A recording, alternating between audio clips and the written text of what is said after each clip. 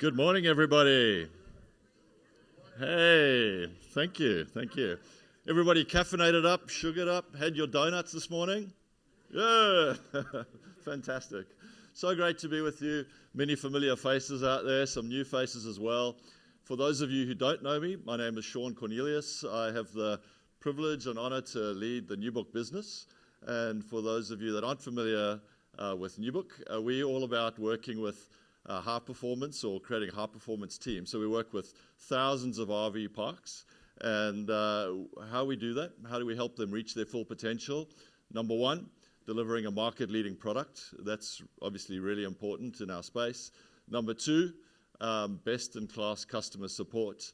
And the third leg of that is sharing industry insights and knowledge. And that's what today is all about. So we're very much looking forward to sharing with you, collaborating with you, and delivering value to your business. So thank you for being here today. This is the second year we've held this summit. Last year was our first year. In fact, I think some of you might have been at last year's summit in Kansas. Hands up if you were there. Great, fantastic. Post that summit, we got some really positive feedback. People said it was one of their favorite parts of the conference. And as a result, OHI were kind enough to incorporate this segment as part of the formal conference agenda. So really appreciate that. And thank you, David and Paul from OHI, for incorporating this as part of the segment. Morning, Raf. Hey, Scott. Nice to see you.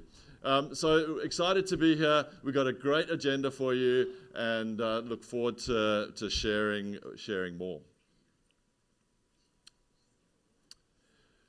One of the favorite parts of our job at Newbook is getting to have conversations with literally hundreds of RV parks on a weekly basis. And, you know, what do we talk to them about? The opportunities, their challenges, and the objective is how do we unlock their full potential? How do we help our partners create high-performing businesses?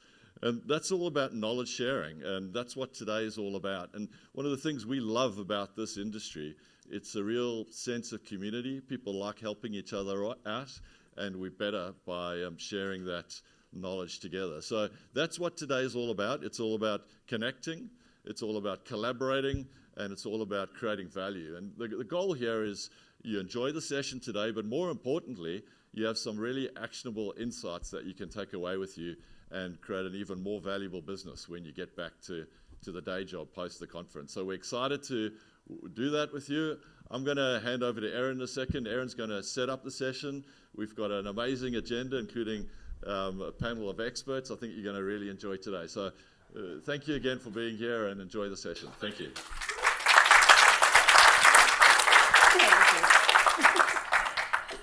Well, hi everyone. It's so great to be back here. Yes, it took 25 hours to get here, but I am glad to be here and survived a tornado, so I'm doing well. For those of you that don't know me, my name is Erin Stevenson and I'm the Chief Operations Officer at Newbook. I've been in hospitality my whole life. I started off working in my mum and dad's resort back when I was 15 years old, and 22 years later I've gone from working in hotels and managing operations for Newbook for the last 11 years. So I was one of the very first team members in our business and have helped grow training, support, onboarding. And what that has allowed me to do is connect with you guys, understand your business more, talk to people on a daily basis to understand industry trends, what works, what doesn't work, help us build a better platform as well. But it's something I'm really passionate about. I'm really passionate about customer service and about helping others be better in business.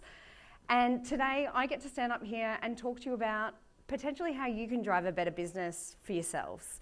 I've also got a couple of panel of experts coming up with us who have been in the industry for basically their whole lives as well. And they're going to give you some really good insights and tips and tricks into their business. And I'm hoping at the end of this, you'll be able to take away some key points. We will send you a copy of all of this as well, so you can take away a little toolkit with you. So today we have over 200 people due to come into the room.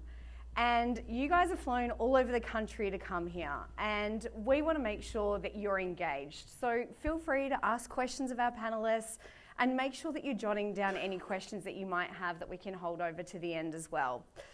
So today in the room, we've got small campgrounds, we've got large campgrounds, we've got glamping, we've got off-grid parks, but most importantly, we've got a few new operators in here.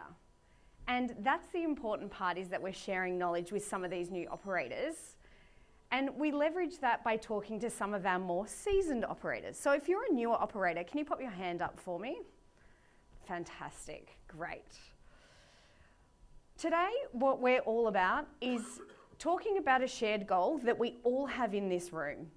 And what we want to do as providers is, of course, we want to create an exceptional guest experience while running a successful business.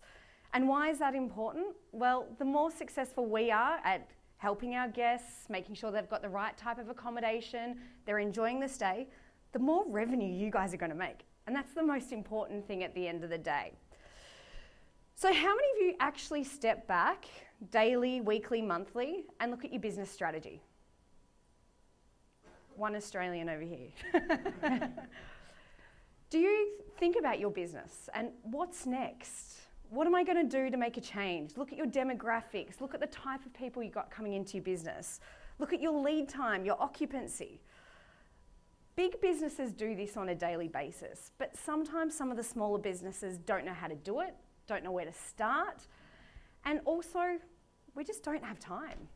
You know, as we run a business, whether you're a manager or an owner, you know, we're constantly thinking about wages, industry trends, rostering, staffing concerns, insurance. On top of all that, we're thinking about family, relationships. When am I going to get my next break? It's a lot that we have to think about.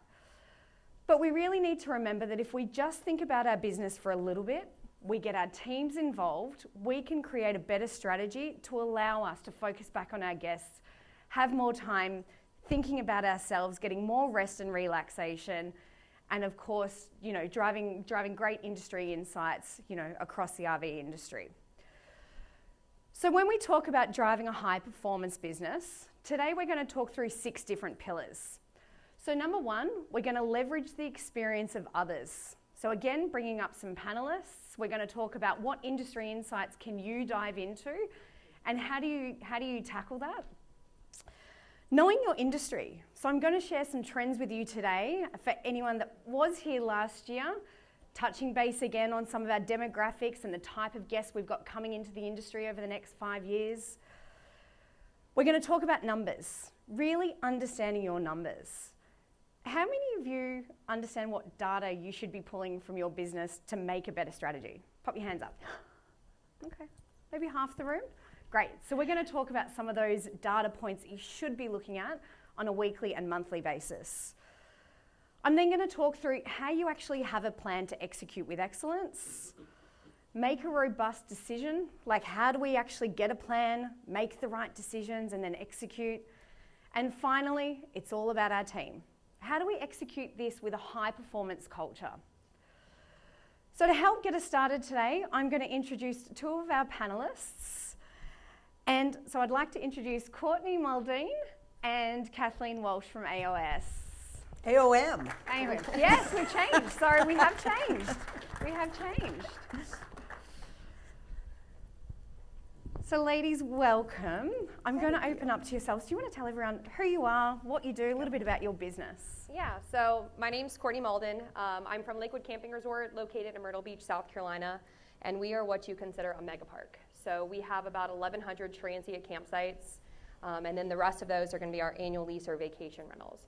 So we have a massive amount of people that are with us at any given time during the summer, and we kind of don't have an off season. So it's just one of those things that just keeps going and going and going. We have a lazy river a lazy river, water park, indoor outdoor pool, mini golf, pickleball, basketball, volleyball, you name it, we got it.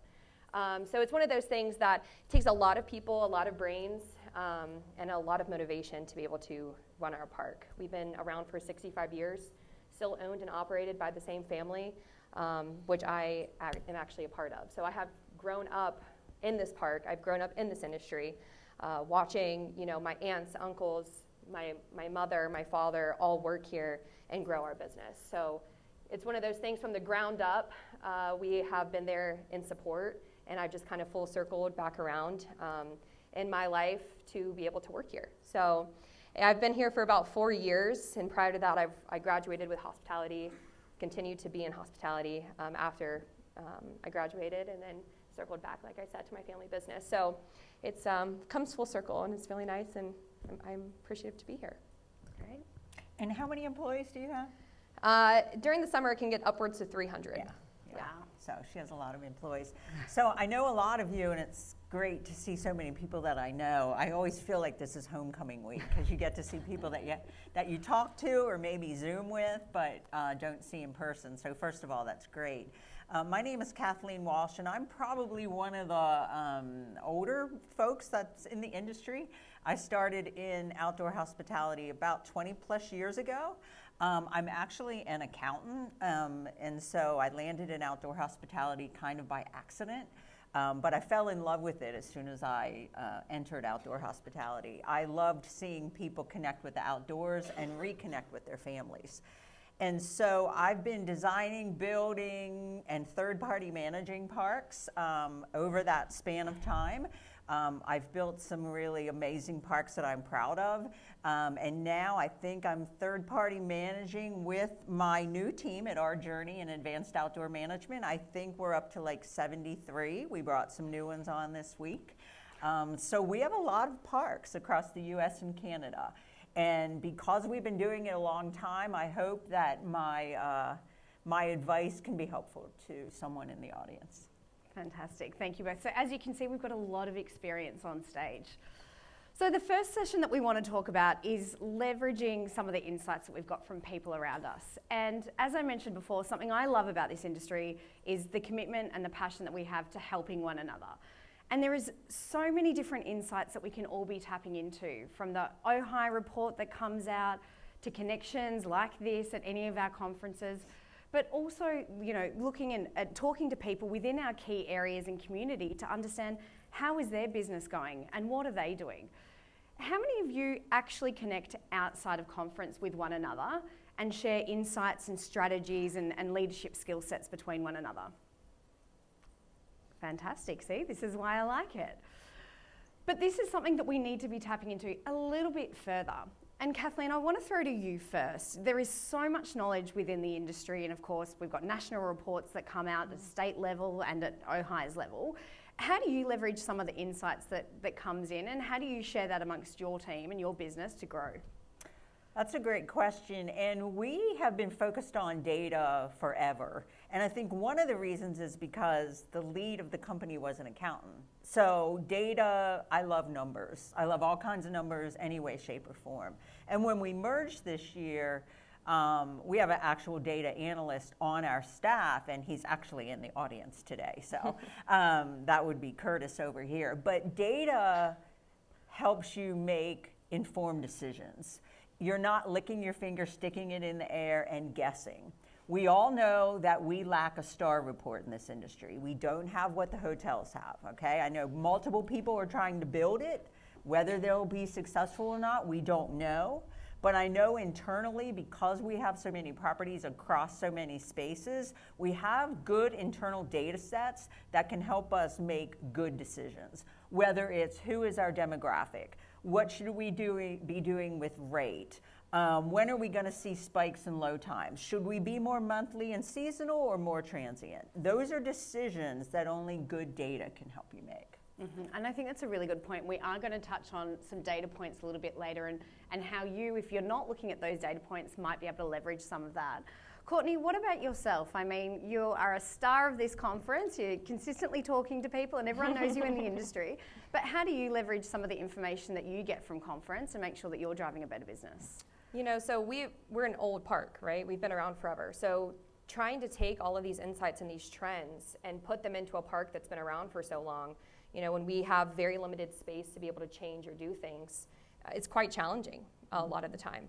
But when we can take an idea, we can plan this idea and then implement that idea, whether it be 6 months, a year, 2 years out, we're building our customer experience, we're building higher occupancy, we're building higher revenue. which ultimately, goes back to all the numbers and all the data to be able to drive our success in our business so that we can overcome those obstacles as we go. Yeah, fantastic. And if I can throw in there, I was talking to, I think it was Hip Camp last night. I don't know if they're in the room or not, but yeah, there they are. Okay. I'm going to give a shout out to them. They drive some good numbers to us.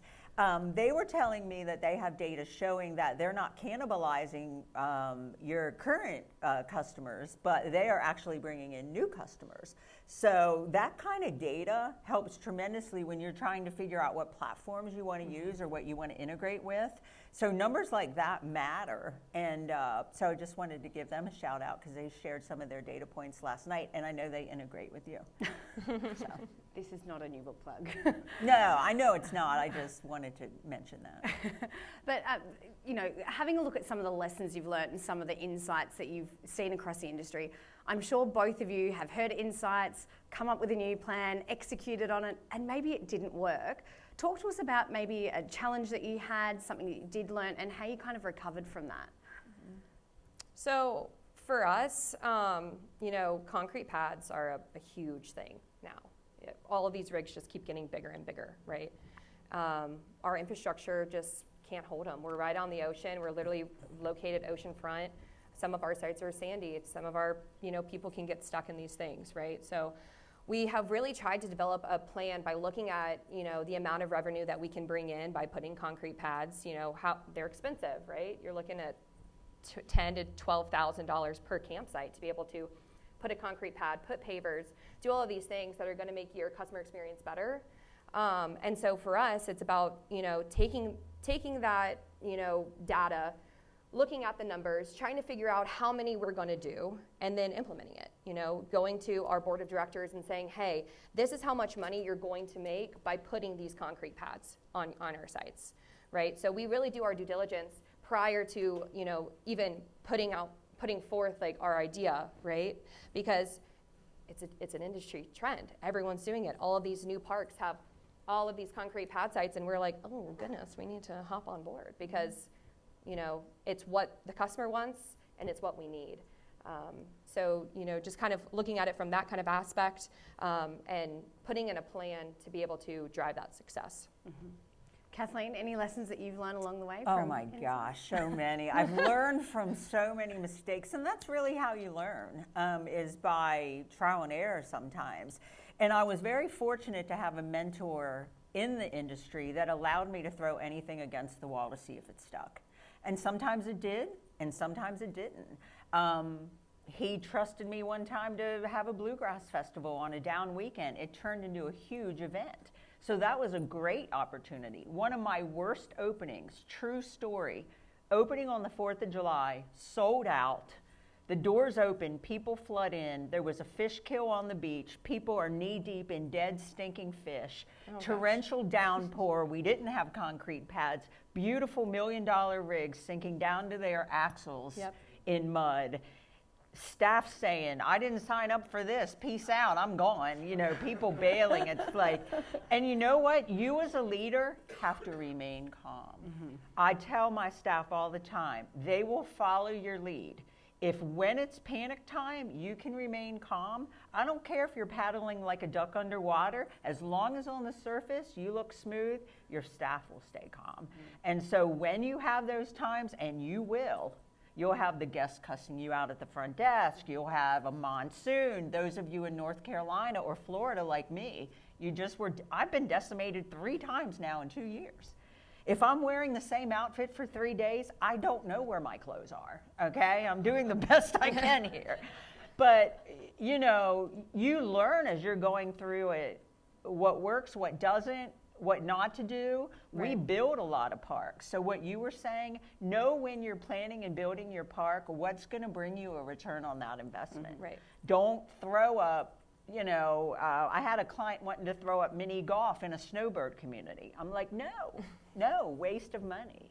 So find out before you dig what's going to bring a return on your investment. Yeah, and I think it's important, not just to look at the data, but go and talk to people and understand, if Courtney's got a mega park and she's put in those concrete pads or she's put in that mega water park and essentials that come with that, have a talk with someone that's been there and done that and learn from their mistakes and their lessons as well.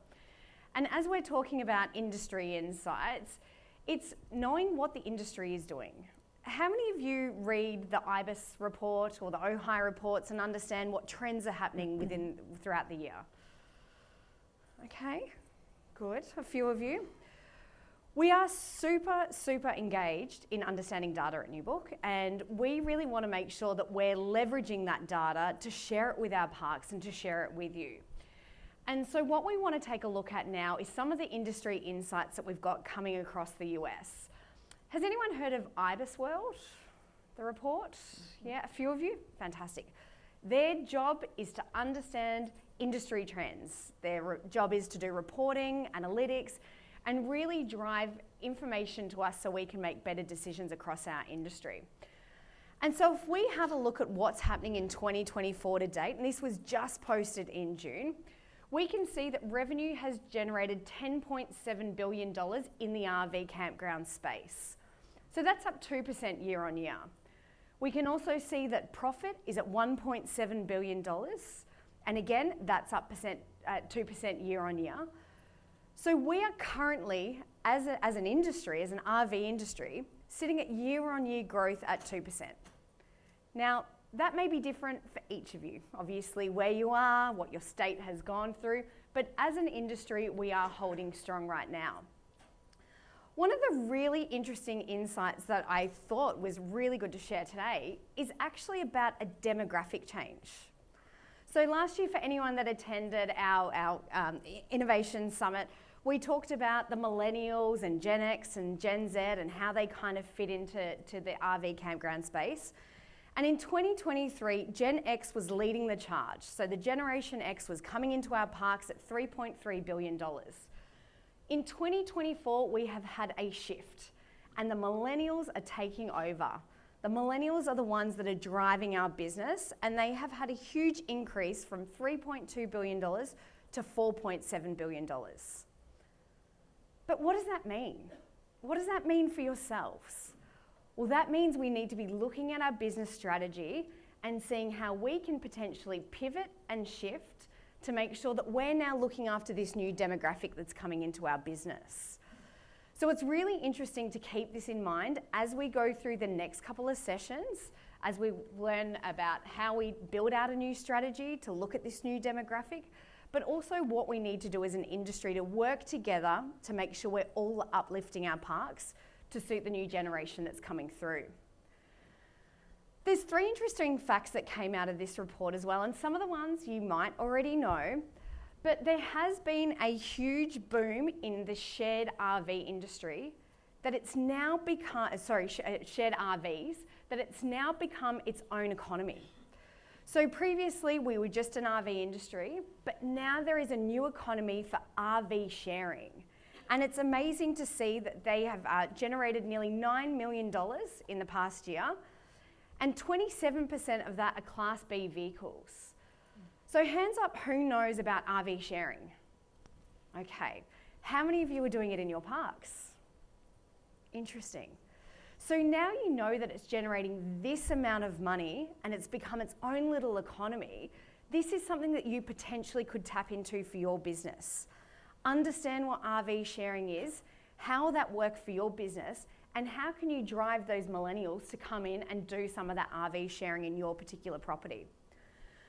Another fact, I think everybody should know this, but mobile optimization for your booking for your bookings for your phones is an absolute must.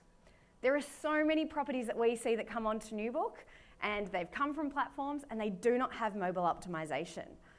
And so, guests are going in to make a booking and it's just hard. It's not easy. And if you take this back to that new generation again coming through, the millennials, they're all on their phones. They're all on social media. So really looking at your website as a whole and your online booking performance to make sure it is mobile optimized. And interestingly enough, there is a fact that millennials spend up to 5 hours scrolling Instagram, websites, travel websites before they actually come to your park. So they're wanting to know, what does the town look like? What's the food options? What does their Instagram look like? What kind of activities am I going to do while I'm at their park?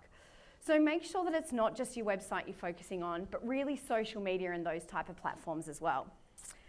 And of course, word of mouth is bigger than ever. So 93% of travellers say that they're influenced by online statements, people going to TripAdvisor, Google reviews.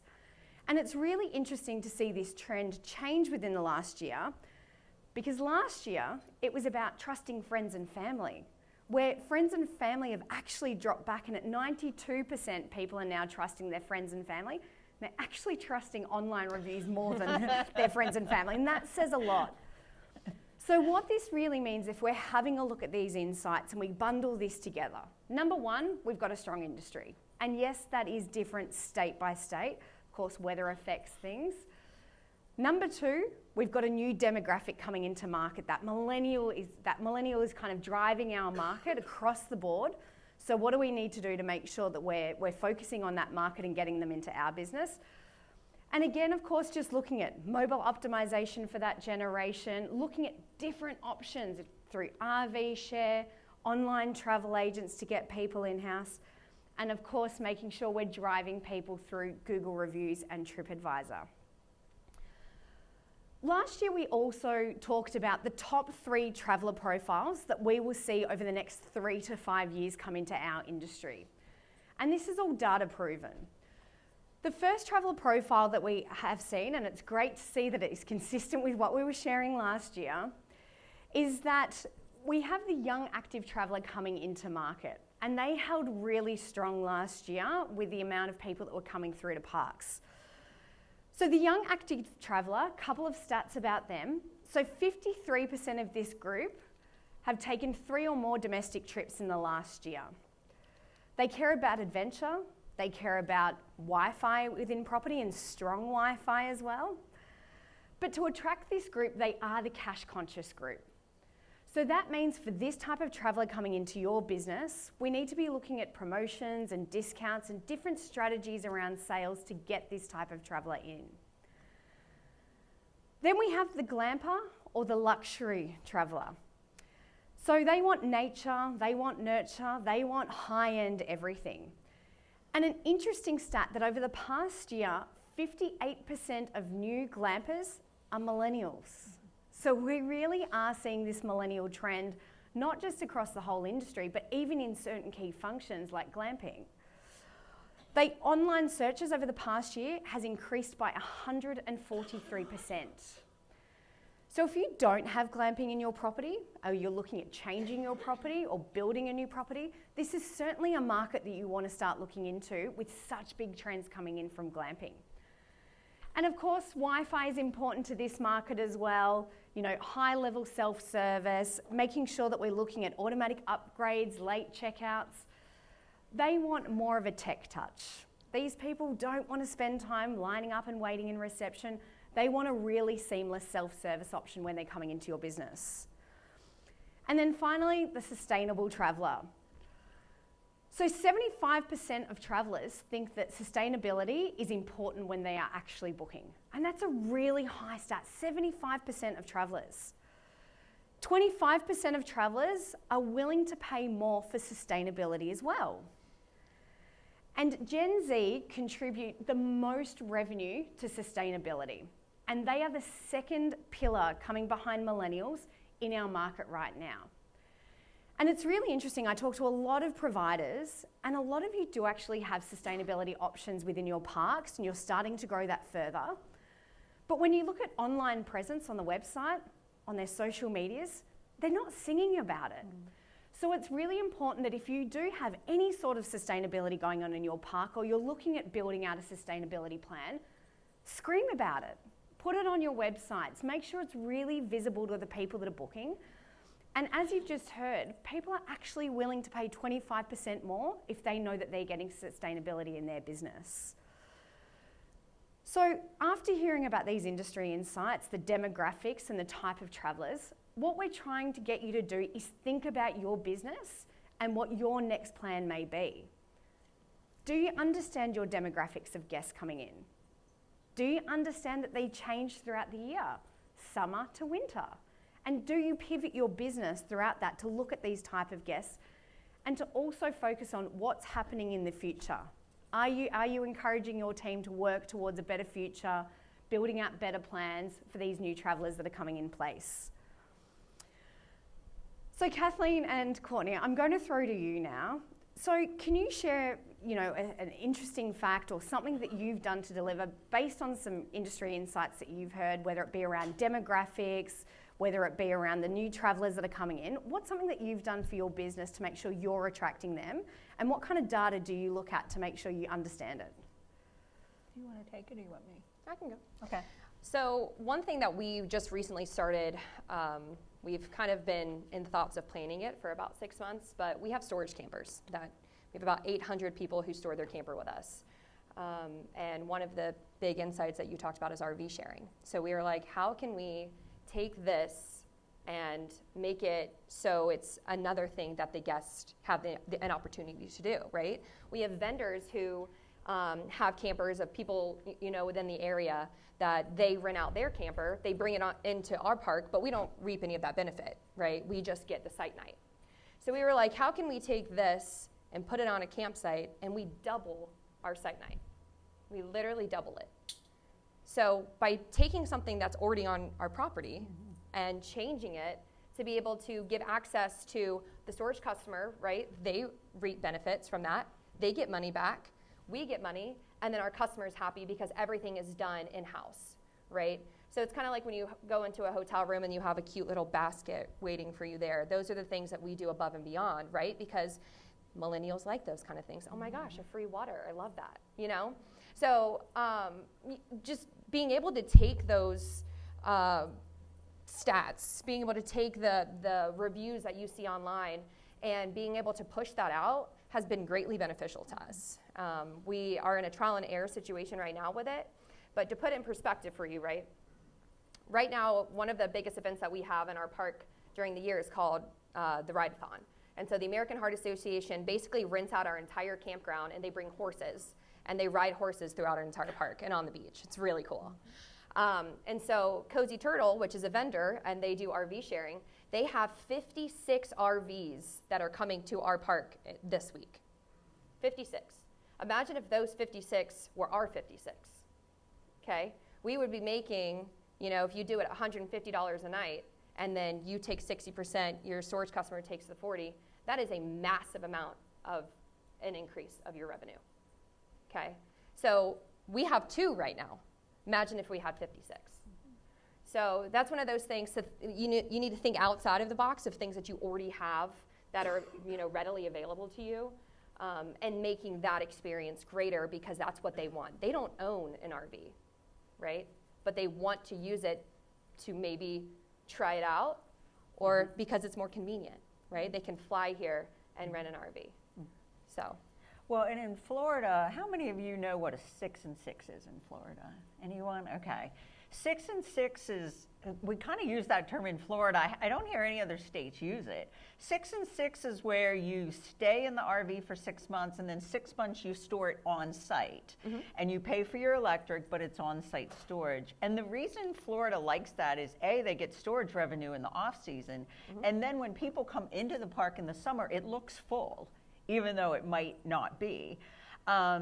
So a lot of people overlook storage. Don't overlook storage. It can be a nice revenue maker. And if you have their RV, guess who they're camping with? You. Yep. Okay? That wasn't planned. So that's right. Really good. The other thing is, I am not a millennial, but I camp like one. So right now, I'm a full-time RVer because my house is destroyed. So I'm living in my RV. But even when I don't live in my RV, I take month-long trips at a time and I visit all of my properties. That's another thing. If I manage you, I'm showing up under somebody else's name and you're getting a quality control check. So, but I camp like a millennial. So I want to know what's in the area. What do I do? Is the Wi-Fi good? If it's football season, brother, that Wi-Fi better be good or you're getting written up because I care about that, and I guarantee you the other campers do too. I was just in Clarksville, Tennessee. The Vols were playing. The whole park was watching the Vols. So, and a lot of people don't understand that. But, you know, finding those niches where you can make that extra money. And if I hate rustic cabins in the traditional sense. I don't mind cabins that don't have an ensuite. But if you're in one of mine that I've been in charge of, you're going to have a coffee maker, you're going to have a water carafe, you're going to have a way to have a bit of a more elevated experience even in a rustic cabin. So just those little perks. Right. And, you know, I upcharge for a lot of stuff. I don't upcharge for that, but like if you're coming to my park and I allow one vehicle, but you're bringing two, I upcharge for that. Me too. I upcharge for pets in your units and things like that. So there's a lot of revenue there to be made on those little things. But I agree that as the market's expanding, we need to up our game because if you don't, you're going to get run over. You just are. Kathleen, we've got a few newer people in the room that have just stepped into the industry. They're learning a lot probably today, and obviously from talking to people. What advice have you got to, you know, how do they start? How do they take these industry trends and go and implement something within their business? Well, it all starts first with the foundation, which is your land plan, your site design, your location, okay? Whether you hire us or someone else, I've been to beautiful parks, and as soon as I pulled in, I'm like, whoever designed this doesn't understand RV at all. You can't open your slides because the pedestals are too close to the pad. The picnic pad is in the wrong place. You're backing in blind. We probably redraw 15 land plans a year. I love civil engineers. If he's never designed an RV park, look for someone who has. I love landscape architects. Don't go with them if they've never designed an RV park. So if your foundation is broken, you're going to have a tough time, okay? That's just rule number one. The very first park I ever designed with my land planner still to this day gets great reviews because of the way it was laid out. The other thing is look at those options that bring you ROI. A concrete pad in whatever market it's going to bring, I'm going to say anywhere between $10 and $20 more a night. What do you guys see? Yeah. About that? Yeah, that's about right. Okay. A pool. With dynamic pricing too. Yeah, can with change dynamic things. pricing. A pool. People are like, oh, I don't think I'm going to put in a pool. I had a private beach on my campground and still needed 2 pools, and they were screaming for a third one, okay? That's going to always bring, how many pools do you guys have? We have 2, but then we have a lazy river as well. Okay, so I mean, things like that. Don't think I can start with a parking lot and add amenities later. That's a rookie mistake, because my old saying is if phase 1 doesn't work, phases 2 and 3 will never happen. So don't roll in with a Walmart parking lot and then say, I'll add all this later. You got to come out of the gate strong, or you're never going to get anywhere after that. Yeah, and I think understand your foundation, understand your ground, but understand the business that you might have just taken over is really, really important. And that leads us into one of our next pillars, which is actually understanding the business numbers. Super, super important part of running any business. And it's amazing that I talk to so many providers that don't know what numbers to look at. They're making money and they add rates in. And there are so many owners and managers that still do this, but there's actual data points that you can look at, and businesses like Newbook and your other PMSs out there can help teach you, how to read your numbers and what your data points are. So knowing your numbers is going to help you respond accordingly.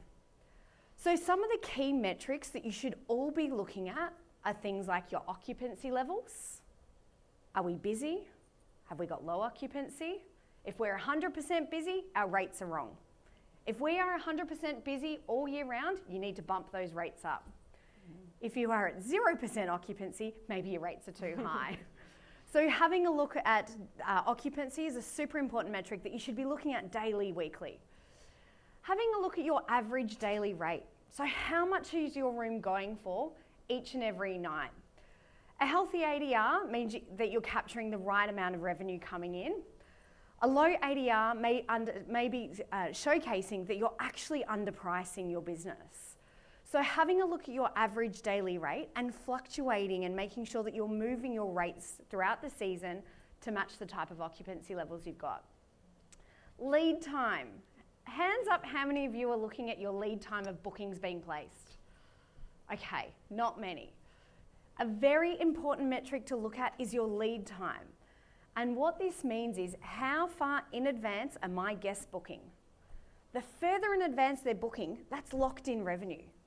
So you want to be having a look at your rate strategy, you want to be having a look at how your guests are booking and understand your booking to make sure that you're capturing as many bookings as far in advance as possible, so you're capturing that market and you're holding them to your business. Length of stay is a really important one as well. We know that if we've got a strategy in place to keep our guests there for longer, they're going to spend more. Looking at other options to keep them there for longer. Automatic stay extensions. If you've got someone checking out on a Sunday and that room is free, you're earning $0. So why not look at a strategy to offer them a stay extension for maybe $50 for the night for them to stay again, and have that increase your revenue and have them stay in your park longer to spend more money on add-ons, activities, rentals, but also spending within your local community as well. And the final one is your booking source. So understanding, how did your bookings get to you? Was it from an online travel agent? Was it from Google? Was it word of mouth? So really starting to understand your guest trends of how they're making bookings with you, how they're booking in advance, how long they like to stay with you, are some really key metrics that you guys should be looking at on a weekly, monthly basis. But how can we elevate it a little bit more from just the standard statistics that we should be looking at? So there's 3 new buckets you should be looking at. And the top 3 that we believe are really important for your business is around your demographics. So in your systems, you should be able to catch the type of demographic you've got coming into your business. Now, no, that doesn't mean you need to ask everyone, how old are you? But it can mean that in your system that you can set up, are they a family? Are they young travelers? Are they business people? So starting to track that type of data when making bookings is really important for you to drive the future of your business. We've also got 2 other revenue management terms called RevPAR and GoPAR. Hands up if you've heard of them. I'm impressed. Really, really good job. So when we're looking at RevPAR, we're looking at how much revenue is coming in on average. When we're looking at our operating costs as well, we want to have a look at what is our revenue coming in, what are our operating costs, and what are our profits. And so all of these are statistics that, again, you should be looking at a daily, weekly, and on a monthly basis to help drive the direction of your business. Now, Kathleen, you are an accounting whiz, and this is your absolute forte of where you sit really nicely. And something Kathleen does really well with her businesses, she grows their revenue from day one. Mm-hmm. So Kathleen, these are key metrics that we see in industry and we love to talk about. Is there anything more that you want to add to those, or other opportunities that you think everybody should be looking at? Demand and pickup, we look at those things very closely. What is our pickup? And booking window is huge. A lot of softwares don't track booking window. If you're using a software that doesn't track booking window, you're missing a very important ingredient in your business, because that's something that has to be tracked very closely. Demand, pickup, how is that trend happening against previous years? What is picking up? What site type is picking up? Okay, you're picking up or you're losing. Is a particular site type involved in that? Because then if you're picking up more concrete pads or pull-throughs than back ends, maybe you need to convert some of your sites into more attractive sites. I just left one of our properties in Wyoming, and I said right away, raise those rates. As soon as the site emptied, somebody was in. It was like constant traffic there, which is great. But to your point, when you're that occupied, you need to go up. Mm-hmm. So tracking your actual down to your site level, what sites are doing well for me when I expand or when I convert sites, what do I need to change them into? Do I need more glamping options and cabins? By the way, I've been doing glamping for 30 years and we used to just call it cabins. Now it's called glamping. Yeah. But when you open up to glamping or cabins, you now are open to everyone, not just RV owners. And I guarantee you, if I can get a hotel person into one of my cabins, I rarely lose them back to a hotel, because all of a sudden they have a barbecue pit, they have a yard, their dog can run around. So look at what's happening in your internal numbers. The other thing I do, I'll have somebody come with me with a site plan, and they'll say, okay, I have 3 site types. Let's price accordingly. I'm like, no, you have 5. What do you mean I have 5? Well, I already know you have this as one site type, but these 3 are pool front. So we're gonna carve out a site type to raise that rate. My very first park, I noticed all these sites are booking more than the others. Why? Playground front. They could sit at their site, have a glass of wine, and watch their kids. Guess what? New site type, new rate. Yep. So really look at your site and see, where can I carve out additional revenue? Well, and to kind of bounce off of her, whenever you have multiple site types, it gives you more of an opportunity to use dynamic pricing. And if you haven't started using dynamic pricing, you need to start using dynamic pricing.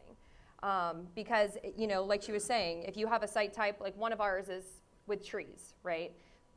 Closer to the ocean front, but with trees. So if you're in block 1, which is what we consider, we have block 1, 2, and 3, and then ocean front, right? So in our block 1, with our trees, right? If we have 10 sites in that, and then we have 6 of those sites occupied, then the last 4 people who are going to book those last 4 sites, they're going to be paying $5 to $10 more than the person who booked it the first time. And they don't even think about it, right? Because they just think that that's your rate. And so the thing is you're transparent about it, right? But it's the same way hotels do. When the occupancy goes up, your revenue needs to go up, right? Or your rates need to go up for your revenue to go up. It's all supply and demand. Exactly. It's all supply and demand. And you have the opportunity to take something and change it to be able to make that profit quicker, right? So like concrete pads, right? We're adding 85 new concrete pads. That's substantial. So whenever we have different categories, right, and different site types, then that occupancy is going to go up. Push your rates. We're pushing our rates next year. We have, in Myrtle Beach, there's probably maybe 15 campgrounds within 5 miles of us, 0.2 miles of us, right? So you're constantly, competing with each other, right? But you need to make sure that your rates are competitive with theirs. What do they have? What do I not have, right? And you need to look at it in a full spectrum scale and try to figure out, how you can push that revenue, and they're still going to come back to you. Yeah, what is your niche in that market? Right. I know the very first park we ever developed and I managed, my land planner said, you're going to build next to that park? Because we were building a quarter mile away from a very nice property that had a free water park with your stay, free. And I'm like, I think we can create our niche here. We all in the team felt, I think we can create our niche here. Right. We were doing better than that park 3 years later because we created an environment for people who didn't want to camp at an amusement park. That's me. I don't want to camp at an amusement park. I hate amusement parks, okay? Just flat out. If my kids wanted to go, that was grandma and grandpa's job. It was just not my thing. I'm more ski, water ski, outdoorsy. We created our own niche and crushed it because we figured out what we could do better than what they were doing, and it worked. And I'm going to add one more thing, too. Taking, a time period within your year that you're missing out on revenue, right? So, for example, October. We have these things called Hallowwood every weekend in October, and we started that, I think, 3 to 4 years ago. We went from 12% occupancy to 90% occupancy every weekend in the month of October. Yeah. That's crazy. Just because you add, an additional recreational activity for your guest, you boost your revenue by literally almost 100%. That's insane. So think about those things. Where can you add a special event like Kathleen talked about earlier to be able to drive your revenue. You know, look at your occupancy and say, where am I going wrong? Why am I not busy? And then change it. Figure out a way to change it. What percentage of those people were return guests? Overall, 80% of our guests are return guests. That's a great stat. Yeah. Well, and that's what we did with the Bluegrass Festival. Our town was very good at giving us things to promote or to gather lodging from. But they had this dead weekend where our occupancy went from like 80% down to 20. And I'm like, what can we do? I hate dead weekends. So we just threw out a Bluegrass Festival. By year 3, we were sold out. Right. The ticket sales paid for the entertainers. The lodging and ancillary revenue was all in our pockets. Or in the owner's pockets. So, you know, you're right. What can you do to take these dead times and turn them around? And it's as easy as that. Yeah. I mean, honestly, like we do a South Carolina Barbecue Association cook-off, and we're like literally 100% occupied that weekend. And that's a 2-day event. Yeah. You know, and it's easy. It really is. The guests do the work. You just host the event. And so for someone new coming into the industry, RevPAR, RevPOR, ADR, LOS, what does all that mean? Like, have you got any advice on, for someone coming new in, how do I learn about that type of strategy and what I should be looking at? Any advice on that? Well, ask, because I love when people say, you're using terms I don't understand, can you explain that to me? So I remember I led a youth group at our church, and one night the kids said, hey, where are we meeting? And I said, in the sanctuary. Well, he wasn't a church-going kid. He looked at me and said, what's that? And I'm like, oh, I'm using churchy words with non-church kids. Well, I tend to do that in this industry. You can't, so I love when people say, I'm sorry, you're using words I don't understand. What does that mean? There are so many great networking events in this industry. When there's webinars, when there's fireside chats, when there's things like this, take advantage of it. I mean, that's how I learned. I had camped, but I wasn't in outdoor hospitality when I first started.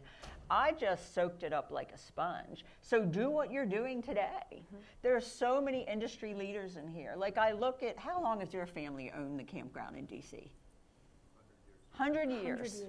Wow. The Gerviches. I mean, just people like that are a wealth of information. We've helped each other numerous times back and forth. So you're so blessed to be in a community where we do share with one another. And it is open and we don't look at each other. Some of my quote unquote competitors are in this room. I love hanging out with them because we learn so much together. Right. Super interesting. And I think, you know, again, that comes back to where we started. It's all about a sense of community and sharing with one another as well. And I think something to add to what the ladies were saying before is, yes, she's got a mega park. So she has water slides and big things, but for some of the smaller parks that might not have big water slides to attract people, what other activities can you bring to your park? Kids face painting, a movie night, a campfire night. It doesn't need to be big and bold to make new revenue streams come in. It doesn't need to be big and bold for you to drive marketing campaigns out to your existing guests and get them to return. So have a think about how you can look at your type of guests, look at the lead time of when they're booking, and see how you can really adapt that and change your business, your business strategy. So we've talked about industry insights, understanding data. You know, we now know our data, but how do we actually go and execute this? What's next? So what you need to look at doing is creating a strategy on a page. We have all these ideas and insights, but we've got to actually go and execute, and we've got to get our team involved. So welcome to Erin's Campground.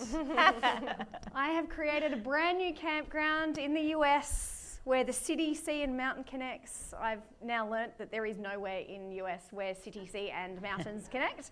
Maryland. I am unique, which is exciting. But what I've done, I've come brand new into the industry. I've talked to people in the industry. I've come to this conference. I've learned a little bit in this session. I've gone to another session, learned a little bit. So I'm starting to understand the industry a bit more. I've gone back to my business and I've checked some of the industry insights. So I'm starting to see what the market's doing and what I need to start looking at focusing on. I've looked at my numbers and understood all those acronyms. And now I'm ready to go and build my plan. How many of you actually sit down and write a strategy down on a page? Okay, quarter of the room. Here is a really easy way of building out a strategy on a page. So number one, we want to start off with our vision. What is our absolute utopia? Well, of course, I want to be the top-rated campground in the whole of US. So that is my utopia. That is where I am aiming for across the business. What makes us unique? As I said, what's making us unique is that we're on sea, mountains, we've got everything around us.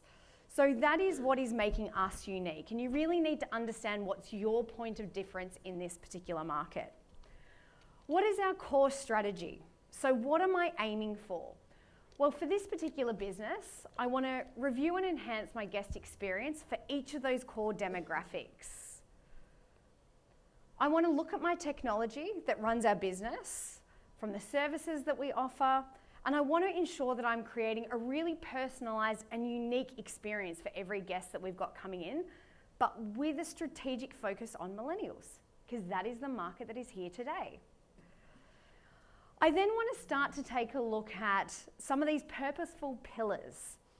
And this is, what am I going to achieve in our business? So if we think back at some of that data that I was just sharing, well, we want to be the #1 campground, but actually for all generations. So with 44% of that revenue coming from millennials, I really need to be focused on that.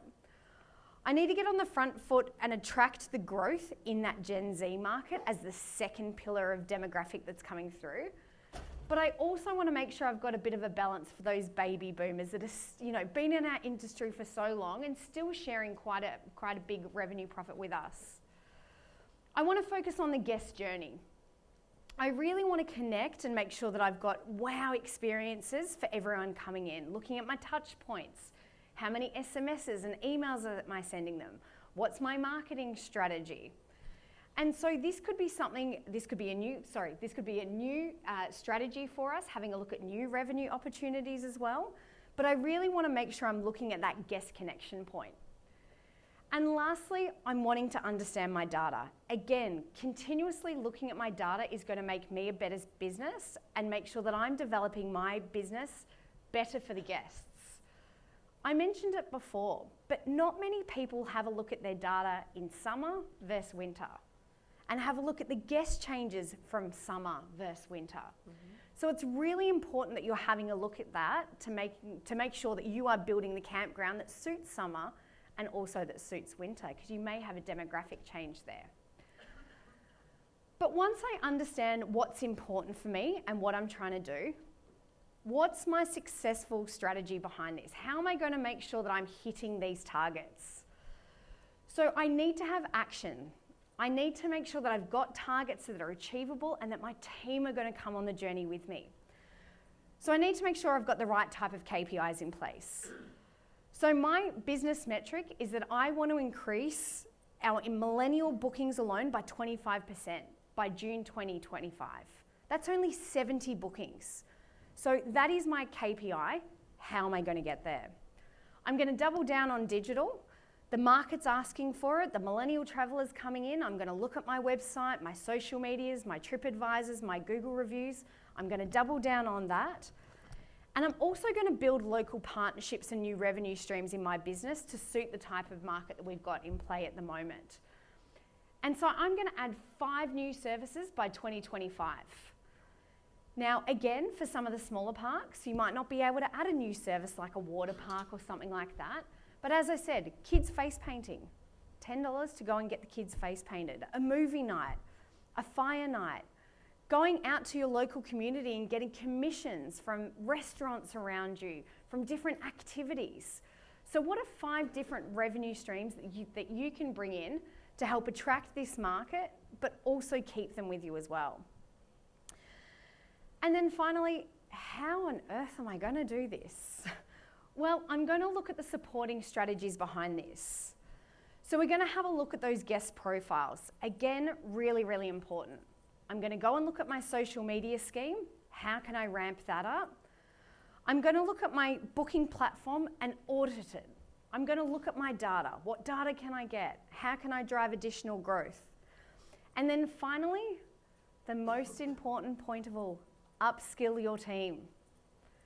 How many of you spend time with your team upskilling them? Not enough at all. I'm very, very passionate about team growth, and we will get to team growth right at the end. You hire a receptionist and you put her in reception for a day and you teach her how to use software. Have you had her go into a room and walk around with a housekeeper and get them to see what the housekeeping team do? Get them to understand the product that they're selling? Do you get them to walk around with the maintenance team members and understand what the maintenance team do and how many things that they need to go and achieve each day? By having your team a part of your journey and spending time and investing in them to understand your strategies, you will create a better high-performance business. And finally, as part of your strategy, what are your values? You need to make sure that your values are being shown every single day. So having 3 core values. You know, for me, it's all about being customer-centric. At Erin's Campground, we want to be customer-centric. We want to make sure that we're local experts. I'm not just telling you about the cabin or the bit of dirt that you're going to come and stay on or the concrete pad, but I actually can inform you about our community to get you spending more money in the community. I want every team member to be passionate. You walk into my business and I want them to want to talk to you and want to be here. And finally, I want my team to play their role. They've been hired for a reason, so making sure that they're following those values and they understand their role, because they will play a big part in this. So having a strategy, writing it down and bringing this to your team to get them involved is super important. And it's as easy as breaking it down like this. Kathleen, I'm going to throw to you because strategy is a big part of your business. Talk to me, how do you go from creating a strategy but actually implementing it? I think mentoring the staff is big. As I said, I just visited 15 of our properties. I went from Delaware to Wyoming and then back through the country, back down to Florida. And I noticed at one of our properties, every time I was brainstorming about what to do to build the winter business, I got, well, we can't do that and we can't do this. And I'm like, I'm getting really irritated because I'm not a we can't do that type of person. I'm a, when you throw up a brick wall, I'm going to bust through it. But instead of getting mad at him, which I wanted to do, I really started trying to help him see, well, I have this campground here in a much colder environment, and this is the way, we keep our water from freezing. And I have this here, and by mentoring him that week I was with him, I saw his attitude starting to change, and all of a sudden he's emailing me like, oh, I'm gonna remodel that cabin so we can rent it over the winter. So, will you approve this line of credit at the hardware store? And I'm like, sure. And it's like he finally got on board. So I think mentoring it's definitely big in our company. We have a GM nationwide training. It's actually 2 nations because we have Canadian parks. Every Wednesday we get together as a group on Zoom and we strategize and have a different topic. I think last week one of our team members automated Airbnb responses, on point. And he led it. So it's not always me, it's not always one of our leaders. We have other team members lead. So investing in our team and mentoring them is really big for us. Leading by example. I will clean a bathroom. I will pick up dog poop. When I was in all of my parks this past time, if I'm walking the dog and I saw trash, I picked it up. So and I know a lot of you owner-operators know what I'm talking about. Like you have to get in there and lead by example. So that is a big deal for us too. So training, mentoring, and being willing to get in the ditches with them, which I'm always willing to do. It's why I like visiting my properties. I roll in, they're like, oh man, I didn't know she was coming. So they're nervous at first, but by the time my visit's over, we've had a great time for the most part. There was one, she wasn't happy I was there. Other than that, she got written up with photos. But other than that, they vented, here's what I need, can you help me get this? And I just think spending time with the people and mentoring them is huge. Yeah. And Kathleen, just on that, I think that's a really good point. if you are a multi-park owner, heading into your parks and understanding what's happening on the ground is really important. But also changing your strategy. You can't just sit here today and say, here is my plan for 2025, and expect that's going to be the same strategy the whole year round. And I talk to so many people that do that. But how often, Courtney, do you look at your business strategy? Do you talk to your staff about it? And how often do you refresh and maybe maneuver your strategy for the year? Yeah, so it's funny that you asked that, because that's kind of what I was going to bounce off and say anyway. So one thing that my GM has really challenged me to do over the course of really the last 6 months is to spend time with each of my department heads. You have different parks that you go to. I have different departments within my park that I go to, right? So I'm spending time with food and beverage. I'm spending time with our coffee house manager. I'm spending time with our retail manager, our director of recreation, my front office manager, all of these different facets that I have, and trying to really understand what my food and beverage manager does daily, right? So can I say, hey, you're doing a good job and he's managing it properly? Yeah, I can.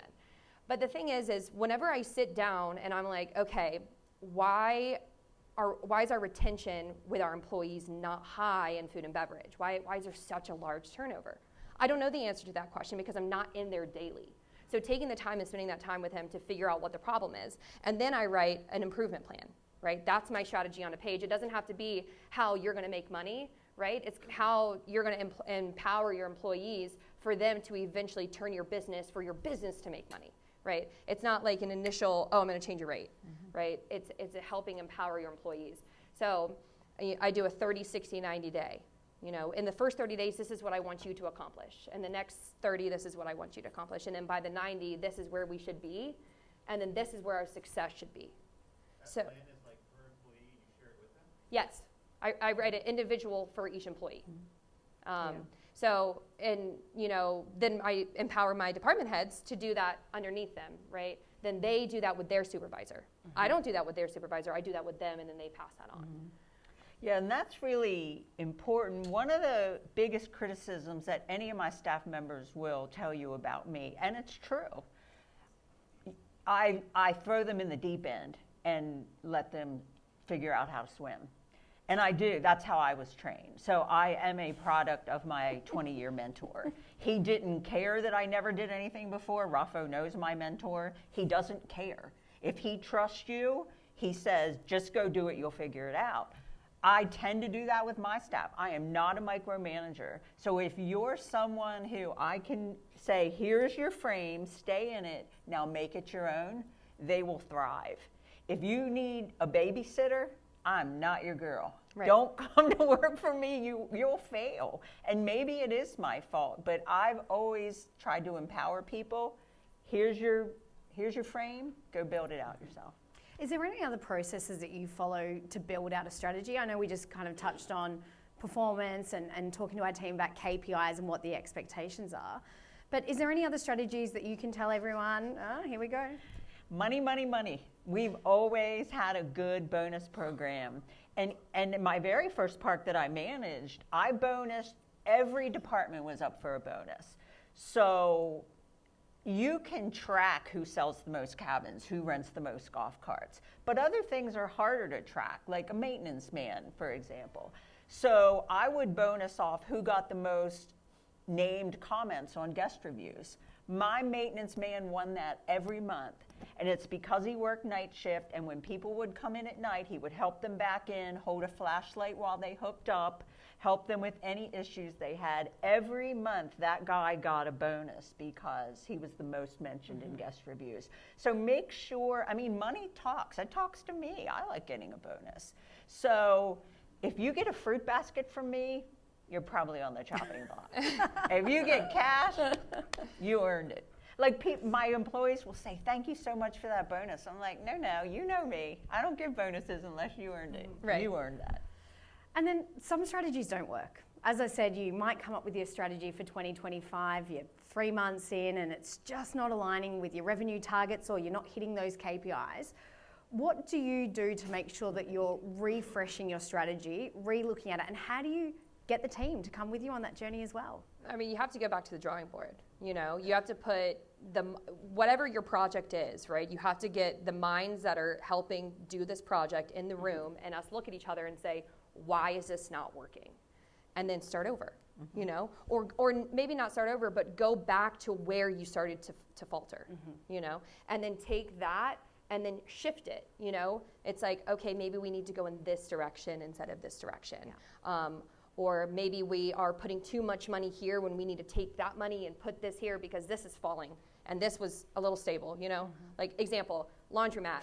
If you have a laundromat and your laundromat's moving, right? And it's doing what you need it to do, but you're like, I want to spend the money and I want to get all new washers and dryers. Your laundromat can wait another year. Let's put this money to something else that needs attention, right? So it's shifting your mind and making sure that you and your team are on the same plane so that your operation is still operating and moving. And give them what they need to succeed. Having just visited my parks, there's very simple things they need just to succeed. And you're sitting in the home office and you're not connecting with that. Yep. And so giving them the tools they need to succeed is very important. Also, know pretty quickly when it's just not a good fit. I mean, I'm not brutal, I don't think, but when somebody needs to go, I have a very short leash. If you have 6 months to make all your revenue for a year, because that's your season, you cannot tolerate a bad employee for 3 of those months. Mentor, train, guide. We use PIPs a lot, performance improvement programs. If you do all those things and it's still not working, it's time. I mean, it's just the truth. Yeah. You've given them every opportunity to succeed. If they don't, it's time to cut. And I think it's so interesting how both of them have just talked so much about team. And it is up to you as owners and business managers to understand your data, to come up with the strategies. But it's also really important to get your team involved in creating the strategy and understanding what do they think that they could do to help you with the strategy. And so when we do this and we talk to our staff, there's 1,000 ideas. Oh, we need to do this on social media. We should talk to this person. We should change this revenue strategy.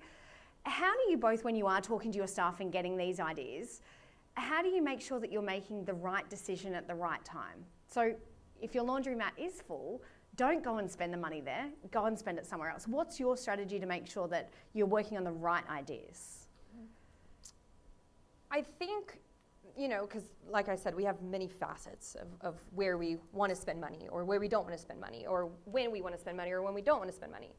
I think, you know, having team meetings with your teams, whether they be quarterly or whether they be monthly, and I'm talking about not teams as in, you know, specific departments. Like the front, you know, office team, they have a meeting like every other week or every 2 weeks. You know, just making sure that they're updated on what's kind of going on, or they have a group chat just to make sure that they know what's going on. But I'm talking about with your department heads, meeting with them monthly to be able to be like, okay, what do you need? And then let's figure out what you need, and then let's prioritize, you know, from an operations standpoint, what's the most important, right? Do we want to spend money on this influence digital and place ads in all these different, you know, areas? Well, yeah, because we're going to cater to these people and then these people and then these people, so that's going to drive revenue. So, like I said, the laundromat, looking at that and thinking, you know, let's push this out a year because I want to spend the money on concrete pads instead because we're going to see an initial return on investment. And our maintenance staff is like, let me get in the ground and update all of our water, sewage, and electric to be able to get us to where we need to be so we never have to dig again and we can lay that pad and not have to worry about it, right? Because we deal with those things often, you know? All the time, yeah. So you really have to just plan it, you know, and talk to your team, look at what they need, and prioritize what is going to make your business more successful. And if you're a small park and your team is only 3 people, it's still very important to sit down and talk. Same thing, it's just a smaller scale. Yeah, it's just a smaller scale. We have 3 mandatory meetings a week. I'm in 2 of the 3. One is on Tuesdays with our team. I find that incredibly helpful. The other is on Fridays, and then the Wednesday with everyone across the U.S. It is the 3 times a week we all touch point with each other and find out what's going on. So it doesn't matter if your team is only 3. It doesn't matter if it's you and your spouse. My spouse and I live together, and we cannot figure out a time to sit down and talk about things because we're just passing each other. So make the time to sit down. I see Rose laughing. They must have the same problem. You've got to communicate with your team so that you all are on the same page. And it doesn't matter how big or small, you got to make that. And we always make sure you have an agenda. No one can schedule a meeting in our company without an agenda. We're not going to chase rabbits. We have an agenda. I think that's really important. And Courtney, you did touch on prioritization.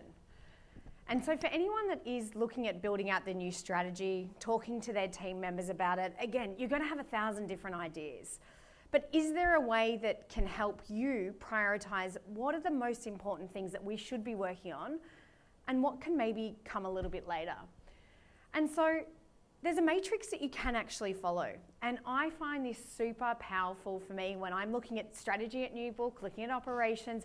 This is something that naturally now I just think about and follow. So when we're looking at high benefit, we're looking at low benefits, we're looking at high touch, high energies, what we want to do is have a look at here on the left-hand side is do we have the time, the tech, and the money to go and work through this? And what are the benefits of it? Am I going to grow my revenue? Am I going to decrease costs?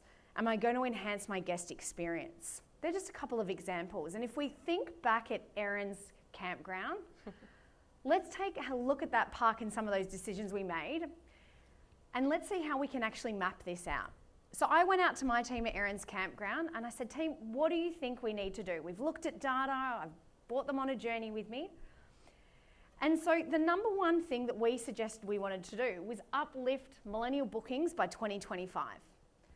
And one of my team members put their hand up and they said, OTAs, let's get online, let's get out into market, let's use hip camp spot nights. Let's use OTAs to drive that millennial market because we know that they're constantly on technology. Now, when I think about that strategy, that's a really high benefit and there's low effort. Once I put it into my system and it pushes online, there's nothing further I have to do. So that's a really high benefit for me. And so that is something that we want to see achieved in our business. Idea number 2. Staff member came up and said, well, we want to attract new younger campers to our industry or to our particular property with new activities. So we want to look at purchasing fishing equipment, kayaks, bicycles. And when we have a look at this matrix, it's got high benefit, but it's also got high effort. So I've got to actually go out and purchase these and put in a business model behind it. So that sits maybe as a medium priority for me. When I go and have a look at idea number 3, we want to provide a wow factor for our guests that are coming in. And one of my staff wants to add a tiki bar next to the pool. Of course they do. Now, when I think about that, yes, it's going to bring excitement. Yes, it's going to bring a new marketing strategy for me. But that's high effort and it's also low benefit as well. It's 22% cost of goods sold. There you go.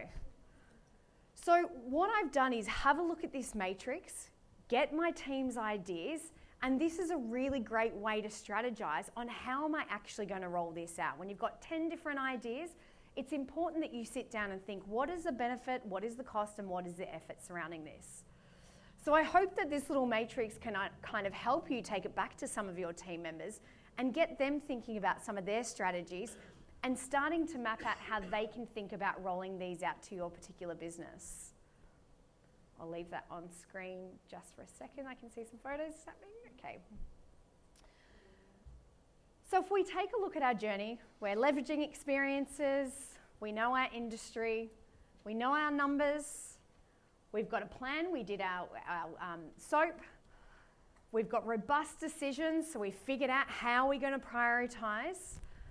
And something that we just touched on a little bit that I want to dive into is it's not just about the business. It's about your people. And whether you have 3 team members or 300 team members, it's important that they're all feeling heard. So here's some interesting stats, and these stats come from Harvard Business Stats, LinkedIn culture studies, Oxford economic studies. So it's 4 times revenue growth if you have a strong culture within your business. 200% increase if you've got highly engaged employees. They will actually increase their performance within your business. 79% of employees will leave their job if you've got bad culture. And we all know how hard it is to attract new staff members rather than keep staff members. And 49% of employees would be willing to take a lower pay cut to actually go and work in a business that's got great culture. So if you think about your business, what are you doing to drive culture, to drive communication, to talk to them about your business strategy, to help you grow as an owner or a manager within your business? So when it comes to a high performance culture, there's 6 pillars that we should all be looking at.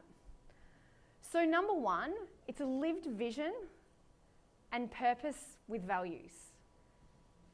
The most important statement I said there was lived. Are your staff members living your vision and your passion and everything that you have as part of your business? Are they living that every day? Are they seeing you as an owner, operator, or manager walking around and picking up that bit of paper off the ground or putting something in the bin? It's really important that we start to leverage, our values within our business and make sure our team members understand them and are living it every single day. Effective communication. How many of you have one-on-ones with your team members? Okay, quarter of the room. Daily stand-up meetings. Hey team, here's what we want to achieve over the next week. Here's what we want to achieve today. But also asking them questions. What was something challenging about your last shift? What's something that you think that we could do in the upcoming week that's going to improve our business?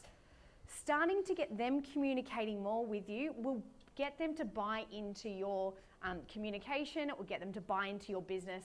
And of course, that will help them execute on being passionate about what they're doing within your business. But asking them, what have they seen that we could change is really important. Having a strategy for 2025, of course, is really important. But what are new little strategies that we might be able to implement weekly or monthly to help build to that long-term goal? Clear roles and responsibilities. I loved that you just touched on that, Courtney. For us at Newbook, we've got a support team. They've got very, very clear structure on what they're to do and how they're to work. If you walk up to one of my support team members and ask them, what do you do for a job? You will never hear one of my team members say, I'm a support team member at Newbook. They talk about what they do. They say, I work for a company and I help support people grow their business. It's not, a title isn't important. Being a front desk receptionist, a housekeeper isn't important. It's what is their function and what does that mean to them? So going out to your team members and asking them, what does your role mean to you? Making sure that they kind of understand what their role means is going to make them be a better staff member for you. But having clear roles and responsibilities, talking to them about KPIs, setting monthly goals. This month, team, we talked about putting in 5 new revenue opportunities. And for this month, we're going to look at upsells. Upselling, maybe it's a jumper that we've got in reception, a late checkout, a stay extension. Setting a goal for the team and saying to them, let's go and achieve this goal together. How are we going to do this? And get them to tell you how they're going to do it and set some clear responsibilities and roles on how they're going to get there. Personal development is important as well. As we talked about a little bit earlier, having a new team member come into reception and just work in reception and plug away at the computer all day isn't getting them to understand your business. So set them up with, learning courses. How can they deal with customer complaints more effectively? Put them in a sales course so they can upsell some of the customers that are coming in. Get them to go into other departments and learn some of that is really important for them to want to be connected within your business. And then finally, rewards and recognition. Now, money does talk. I think money talks for a lot of us. But for some of us, our businesses, we don't have the money to just drop a bonus every month or every quarter at the end of year. So what about a lunch? Team, we're going to go out and we're going to celebrate a team lunch. At the end of this quarter, if we uplift our online bookings by 10%, If we do, you know, $20,000 in upsells by the end of the quarter, we're going to go out on a team lunch for a celebration. We're going to have a bigger Christmas party. You get a bottle of champagne or a pack of beer. It doesn't always have to be about a bonus and money. If you don't have that for your business, think about other strategies that you can reward and recognize your staff. And finally, have fun. The most important thing that you can do in your workplace is have fun with your staff. Understand who they are as people, understand how they're going on a daily basis, but bring the fun with it as well.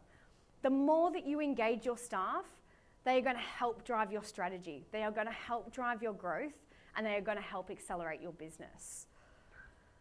For yourselves, hearing about high performance, you touched beautifully on, you know, culture and kind of talking to your team members.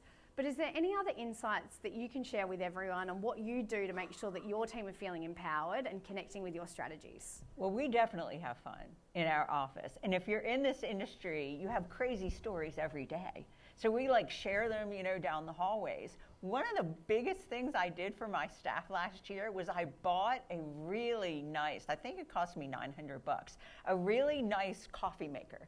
My whole office loves coffee. So I bought them a coffee maker that makes cappuccinos, espressos, you know, anything they want that you could get from Starbucks. When the hurricane hit and we were displaced for a while, they're like, man, we really missed you, but we missed that coffee maker big time.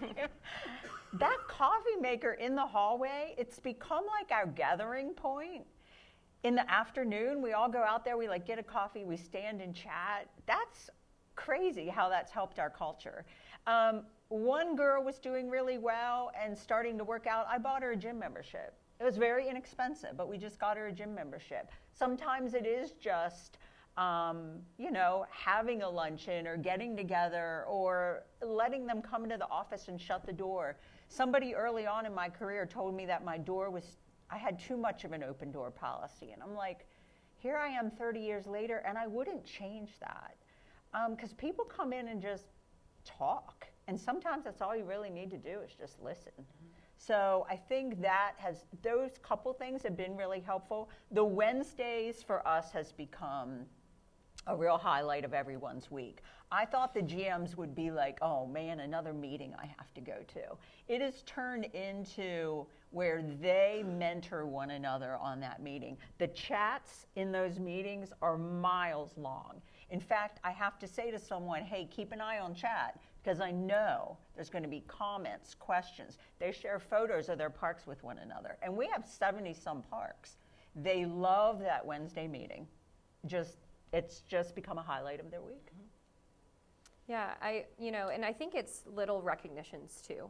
And a little recognition goes a long way, because not everybody likes to be taught something that they did wrong, you know, like hey, great job on, you know, maintenance, right? Great job on fixing that pedestal. Like, I appreciate that you came in after hours and you did that for us. And then it's thank you, and you walk away, right? And then that maintenance person is waiting until the next time that you say thank you, because they're going to still keep a high performance in their job for them to be waiting for that next good job, that next attaboy. And I think that that's one of those things that, you know, sometimes that we forget, right? Because they're not there. They spend more time with you than they do at home. Yeah. You know, and so you become a family. We do this thing where we have a July 4th parade, and each department gets to decorate a golf cart. And so then we have an internal, you know, competition within each other, recreation versus our camp store versus the coffee house versus reservations versus our annual lease department versus maintenance, you know. And it's the little things that they, you know, I beat you, haha, you know, and it camaraderie, it builds this culture where you guys are a team, right? It's like the Lakewood Blue. Anybody in the park, if you have a question, they should be able to answer it, right? Because you build this cohesive team, and everybody knows each other's names. 300 employees, and I walk in, and I'm like, hey, Brianna, and she's cooking in the kitchen. You know what I mean? And then also doing monthly employee of the month. Little $25 gift card to Target or Chick-fil-A, right? to somebody who doesn't think that, not that necessarily that they didn't go above and beyond, but they've just been consistent in their job. They've been consistent in their work. They don't call out. They show up on time. They do what they're supposed to do. That doesn't mean that, you know, they come in late at night to achieve something, right? They're just doing their job. And you need people who do their job and do their job well. And if you reward that, then it's a continuation of that process. And be consistent in that. I remember my first park, they hired a management company who ran hotels, but they came in to run my campground. We get this Employee of the Month plaque to put up on the wall. It has 9 slots for 12 months, okay? We're open 12 months, or we're there 12 months. So it only had 9 slots, and the first Employee of the Month, they spelled their name wrong, okay? Nobody cared about that stupid thing after that. Yeah. Right. So if you're going to do something, be consistent in your doing of it, and make sure that it actually matters, and that, you know, you don't get a 9-month plaque for a whole year and spell the name wrong. Like, Right. that was a slap in the face, kind of. Yeah. And consistency is key. And you know, a lot of you are doing surveys. A lot of you will send a survey out to your guests asking them how was their stay, how was the cleanliness of the cabin, how easy was it to get to your site, or making that reservation. But maybe ask the question, was there someone in our property that you met that gave exceptional customer experience to? Your guests can give you that data on someone that is performing that you may not see on a daily basis. So there's 2 different types of strategies you can do with just saying thanks. Number 1, capture that data from your guests. Here's what our guests are saying. But why not ask your staff, what's something exceptional that you've seen one of your staff members do that works alongside of you? So they're getting recognised on an employee level from a cultural aspect of us working together, but also from the guests. And again, it doesn't need to be money. It can be a thank you. It can be a voucher. It can just be that they get a plaque, you know, a name on their plaque at the end of the year if they get a certain amount of, you know, recognition. So really think about how you can drive high performance through culture, performance conversations, understanding their roles, and get them to buy into your business as well. And one of the greatest things, I think, for me, I hate losing team members, but if I've mentored someone to the point where they can leave and go maybe get a dream job of theirs, I hate to lose them, but there's so much satisfaction in that. My kids I trained in hospitality, they've all left me, every single one of them, okay? Now I'm working for them. I'm doing my son's books for his 4 bars and restaurants. But I trained him in hospitality, and he grew beyond me. You know, he went to do something that he loved that was outside of my company. So when you do that, you can lose team members, but man, that's at the end of the day, there's a lot of personal satisfaction in helping someone achieve their goals. Yeah, 100%. And so if we have a look at everything that we've gone through today, we should have a new toolkit. We should have a new toolkit that we're walking out of here and saying, I've now got to go and look back at my business. What is my strategy? Are my team involved? Am I looking at industry insights? Do I know my data? Do I understand the foundations of my business? So I hope that today, that no matter where you are in your journey within this industry, that it's just making you think a little bit more about how you can be that little bit better. We have 2 industry experts up here, and I want to, number 1, thank you both for your time. You're always exceptional when you come up here. And before I'm going to throw to Q&A for you all as well, but before I do that, what are you going to do once you walk outside of this room? Are you going to go, wow, interesting points, sparked a couple of ideas, I should really go back to my business and do that? I hope so. It's the concept of me being here. But why not implement 1 hour every month where you block out your time designated to looking and focusing on your business?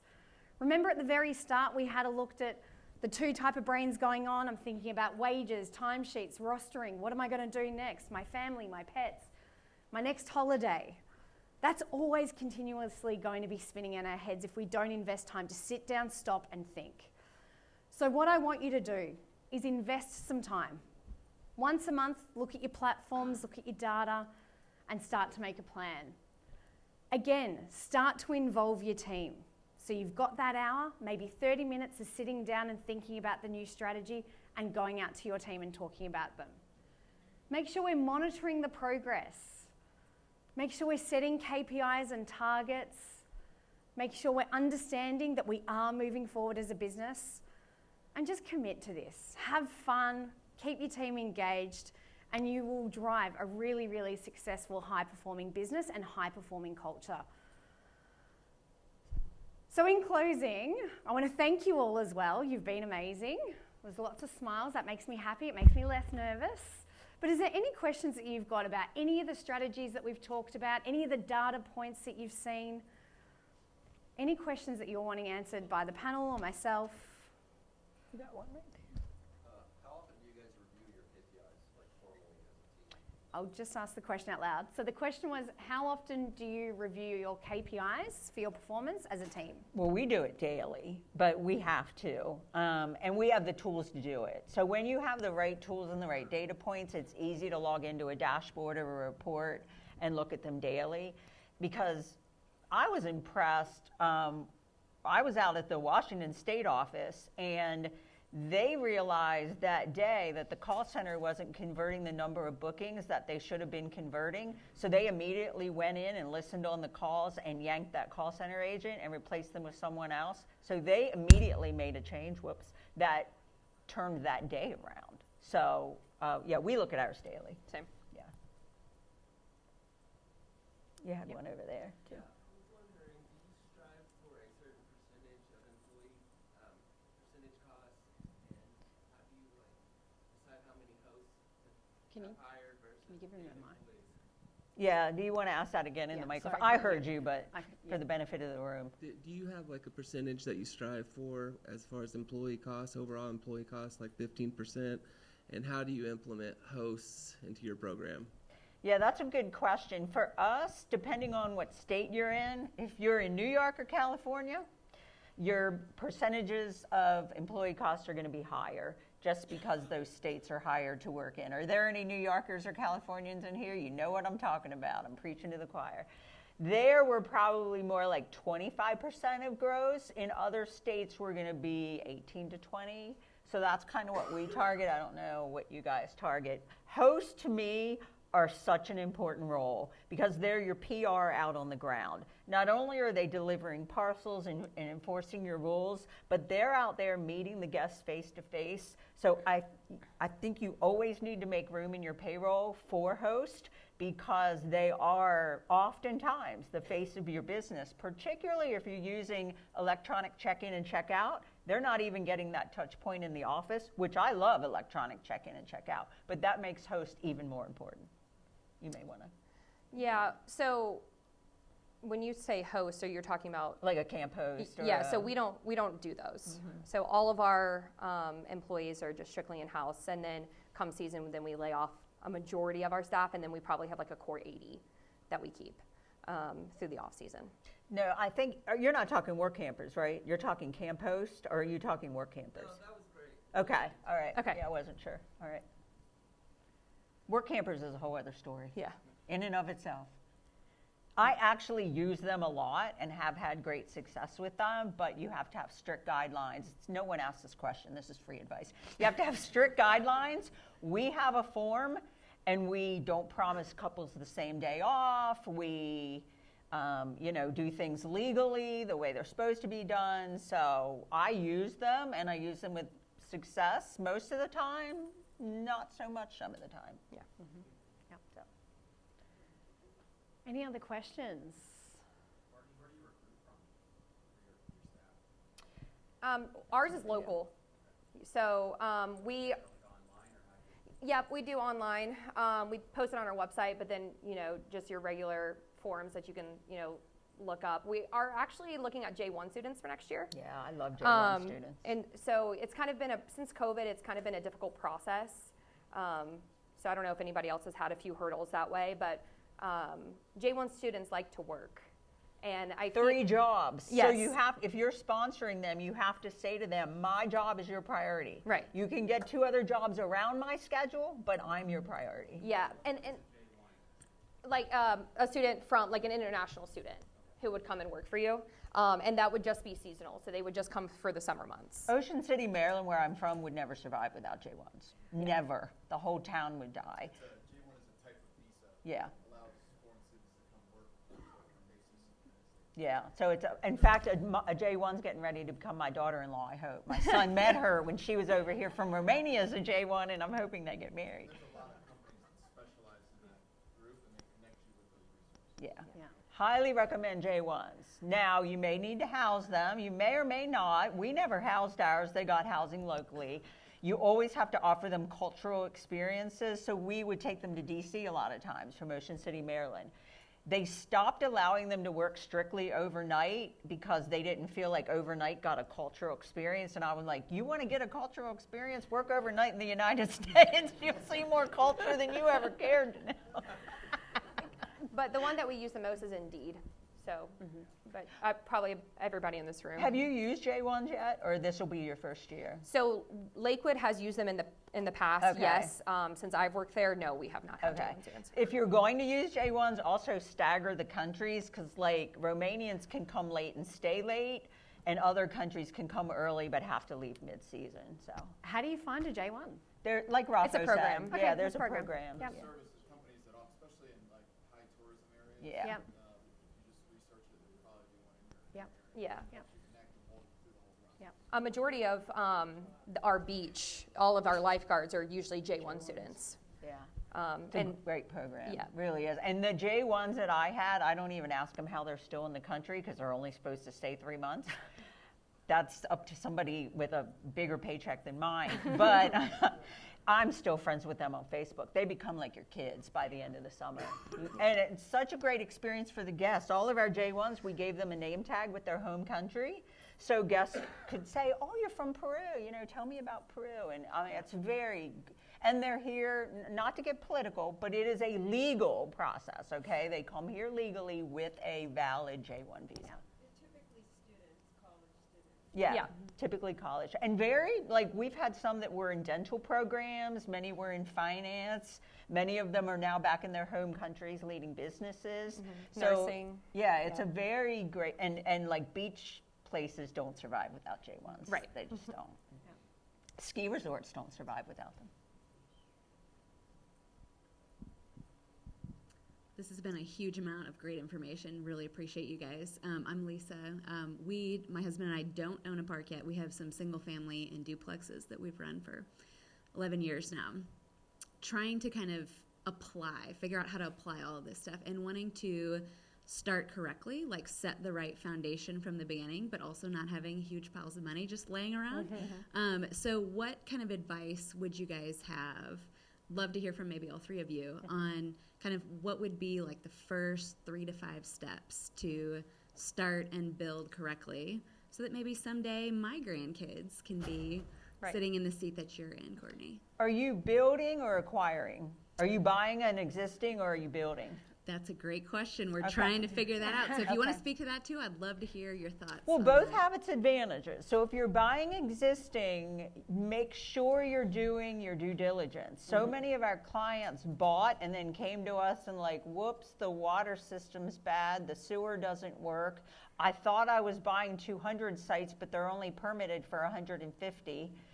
That was a big one. We took over a park in Temecula, California, and I'm like, well, what are all those empty sites? He's like, yeah, he built those unpermitted, and we didn't know that, so now we can't use them. There's a lot of due diligence that should go into buying an existing property. You guys built from scratch, right? Yeah. Early on. So build from scratch what I said earlier. Get an experienced RV park designer, whether it be us or someone else in the industry. Make sure they know how to lay out an RV park. And I would say even before you get to that step, if you're trying to look at land to purchase, you need to go ahead and get that thing surveyed, and you need to see what your topography is. Because if you're going to buy a piece of land and it's 85 acres, but you can only put 50 RV sites on it, you're going to be like, oh, probably shouldn't have done that. So you really just need, like she said, do your due diligence. You need to get soil testing.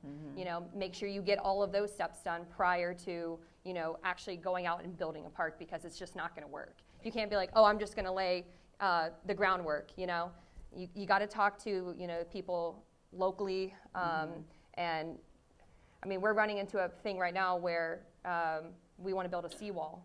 There's lots of permitting that goes into that, gosh, you know? yes. So you have to make sure that from a county standpoint too, that you're doing the steps correctly, because like she said, they're gonna tell you if you're buying one, oh, if you have 200 sites, they're only permitted for 150.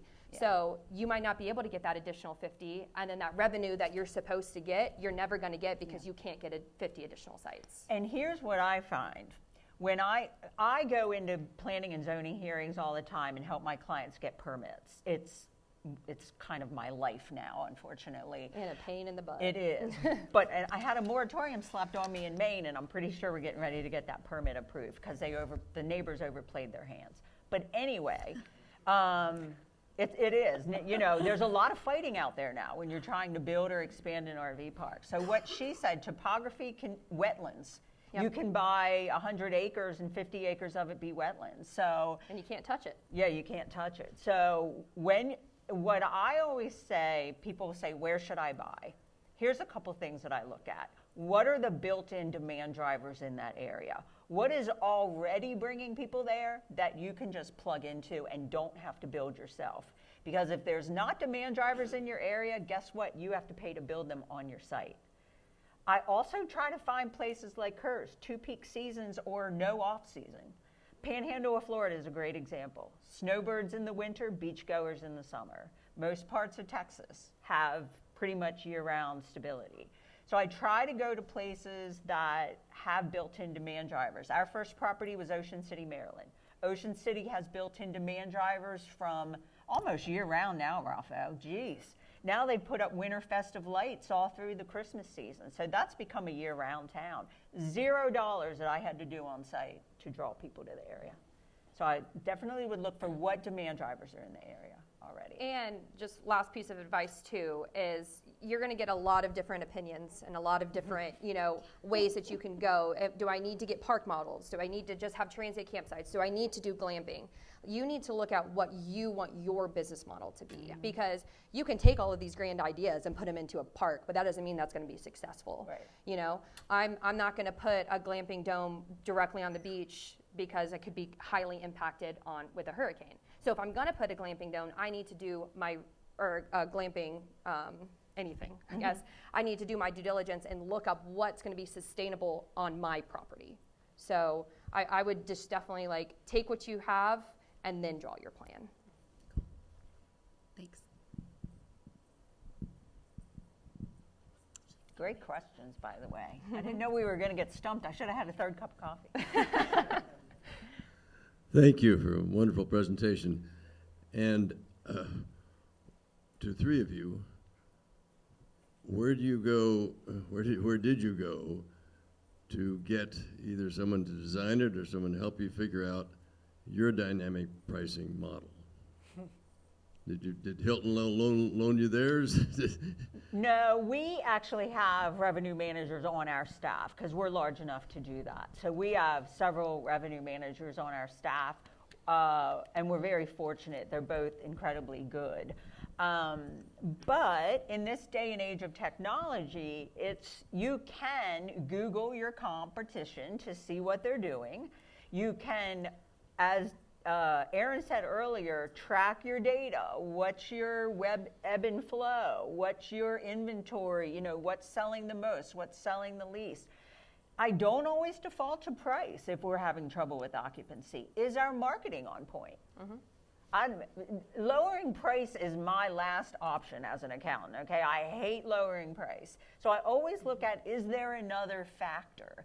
If my pricing is within where the market should be for my amenity set, maybe something else is askew that I need to take a look at. Maybe my front desk person is rude. Maybe my marketing isn't hitting the right demographic. So I don't always default to, oh, it's our price. But there's good products out there that can help you. I'll be fully transparent, and if they're in the room, I'm sorry. Sometimes they're on the RV side, they don't work as well as they do on the cabin side because they don't have the data internally for RV sites to price those as well as they do cabins. With cabins, they can look at Airbnb and get a good solid comp. RV sites, it's harder. Right. So I don't know how you guys do your revenue management. Yeah, I mean, basically the same thing. Okay. It just comparison. Yeah. Yeah. But we have full-time revenue managers. All they do is look at data, pick up demand, And all pushing the envelope. Yeah, and that's a good point. We push rate until the market pushes back. And a couple of things on that. There are people that you can hire to give you this advice, but also lean on your property management systems. So at Newbook, we have built out a customer success team to help with exactly this. Our customer success team will help you understand what reports should I look at to understand my minimum rate and my maximum rate, and they will help point you in the right direction of looking at your ebbs and flows of how you should set up your dynamic rates. Now, dynamic rates is the number one revenue generator that you should all be looking at, and the number one thing that I hear is, I'm scared. My guests aren't going to like it. They've been coming to my park for 25 years and it can't change. It can. Don't listen to that. It advice. can. It can. The Terrible airlines advice. do it every day. Yeah. But what my suggestion is, reach out to your technology provider and ask them to help you, show you how you can set it up and understand a bit of your data. But test it. Test it out.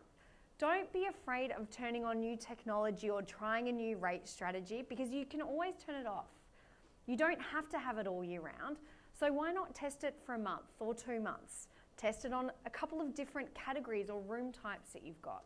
But lean on your technology provider. And of course, there is so much help in the industry to help point you in the right direction of getting it set up. I'm sorry, go ahead. And you can also change it for your transients versus your long terms Right. too. So like if you wanted your long-term stay rate to be consistent, you could keep it that way. But if you wanted your transients to, change versus what your occupancy is, you can do that as well. And you can do it by site type. Yeah. What Aaron said about minimum rate is key too, because you don't want to lower your rate to the point where you get an undesirable clientele in your park. Right. Because you may need occupancy, but you're going to get, ne'er-do-wells, and that's going to drive your other, more higher paying, higher class guests out. I hate to use that word, but you know what I mean.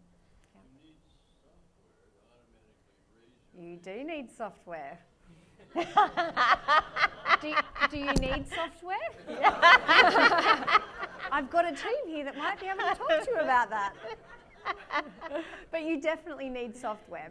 Yeah. Yeah. Yep. Correct. That's exactly right. Yes. No, that's right. I'm sorry, Aaron, go ahead. That's okay. I was just going to say, for people that are looking at turning on dynamic rates, you will get that one customer that will come in and say, I've been staying at this campground for 25 years and I can't believe you've put my rate up by $20 when Bob's paid $20 less. Give them a discount. You can discount them. Drop them back that $20. Give them a $20 credit for their next stay. You are actually going to make a lot more revenue by using dynamic pricing. So please do look at it. And if you don't have software, please get some software. And I know someone that can do it. But to run a high-performing business, you need to have the right technology and the right tools. So make sure you're looking at your technology providers and how they can help you grow revenue as well. Yeah, and you can also flip it too, right? So if you do dynamic pricing, like we're pushing our rates for this next season, next summer, right? So like Aaron was saying, if you have a guest that's like, well, I've been coming here for 60 years and my grandma went here and my mom went here and now I'm going here and it's just so expensive. I didn't realize that you were a long-term guest. I'm actually going to discount you this. Thank you so much for being a returner here with us, right? You can flip the narrative so they're like, oh, I guess I just didn't realize that I've been coming here for that long. So, it's a way for you to enhance their customer experience and for you to retain that guest over and over again because they see that they're making an impact on you just as much as you're making an impact on them. And remember, dynamic pricing isn't always raising rate. It's also lowering rate. Right. So, people have this false thought that it's always raising rate. It's not. It's also lowering rate. Again, not too low that you get ne'er-do-wells, but enough that your occupancy can start building. We also let our team members suggest rate, but we don't let them set rate. Okay? Right. Because the GMs don't want to hear negative feedback. Oh, your rate went up another $20. So we don't let them lead. We let them comment, but our revenue managers set rate. We had another question down here. Yeah, I have questions, maybe a couple of comments. Hi, Kathleen. Hi, Jane. Jane and I I'm going to call us matriarchs. I'm just going to say it. We've been in this industry a long time. Yeah, for me in January, I turned 65, which is a big deal, and it's 50 years in this business.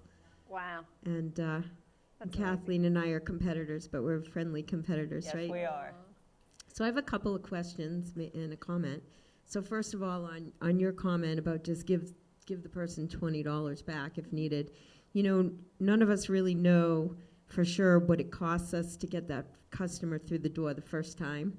Blake Ashdown, who Kathleen knows, used to say it was $50,000, you know, meaning he was trying to say it's a lot of money to get the person the first time. So shame on us if after we get them to ring the phone or come through the door, we screw it up after that, right? So that $20 is well spent.